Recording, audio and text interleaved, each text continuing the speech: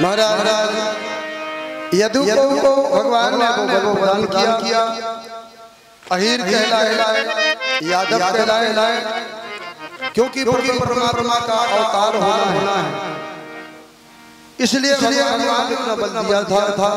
और ग्रंथों के जो भी कुछ कहूँगा प्रमाण के सहित यहाँ तक कह दिया कि जो भी धोखे में जो भी महाराज यदु धोखे में अगर कहीं यादव निकल जाएगा उसका कल्याण होगा। ये मैं नहीं कह रहा,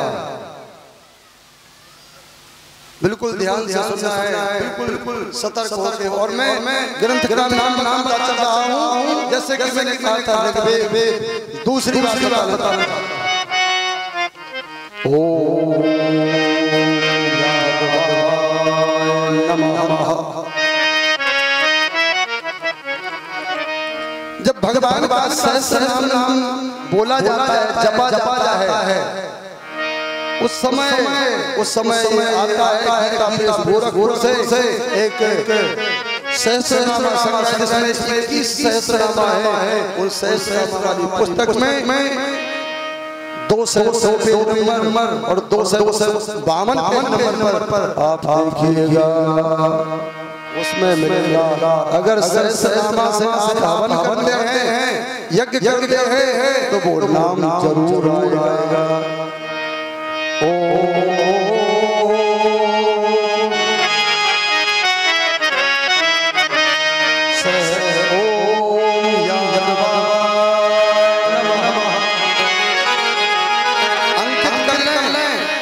अंकित कर लें, अगर विश्वास ना हो तो अंकित लें 252 नंबर पर। और आज जो कह देते हैं भैया गलती हो गई हमसे, सॉरी होगा हिंदी अंग्रेजी का शब्द, लेकिन और आपको बात बताता चलूं, ये क्षमा करने के लिए आप सॉरी कहिएगा। मैं गारंटी लेता हूँ, मरते समय व्यक्ति को, आपदा के समय व्यक्ति को अगर सॉरी मिल जाए तो मैं गारंटी लेता हूँ कल्याण होगा। क्योंकि भगवान का नाम ही सॉरी है। भगवान का नाम सॉरी है, इसलिए सॉरी है कि महाराज सूर से कारण इनको सॉरी कहते। इसलिए अगर आप समझें कि अंग्रेजी का शब्द है तो भी ठीक है, और आप इसे हिंदी का मान के अगर सॉरी कहते हैं, सॉरी कर जाते हैं, तो भगवान का हो रहा है। इसलिए मैंने आपको बताया। और एक बात और बताई मैंने कि ऋग्वेद का सूत्र जो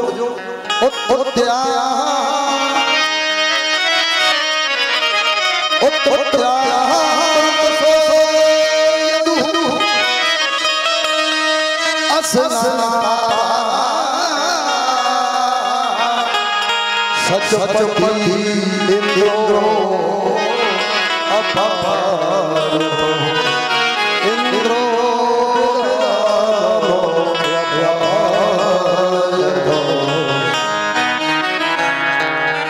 अब अगर कोई लिख रहा हो तो याद रखें ऋग्वेद के अष्टम 30वें मंडल में और चौथा अध्याय का ये सूत्र है, जिसमें लिखा है कि यदुवंश का वो बालक बिना स्नान ही पवित्र है। अब ऐसा मत कर लेना कि तो महाराज किया गया सो हम सोम से आएंगे नहीं, सर्दी पर नहीं नहा रहे तो हाँ तो मैंने निवेदन करा कि ऐसा महाराज तो कहते में ऐसा लिखा है बिगड़ स्नान के पवित्र तो ऐसा ना हो कहीं ऐसा कर बैठा वही तो मैंने कहा, इसलिए चलते हैं भगवान श्याम सुंदर और बड़े हुए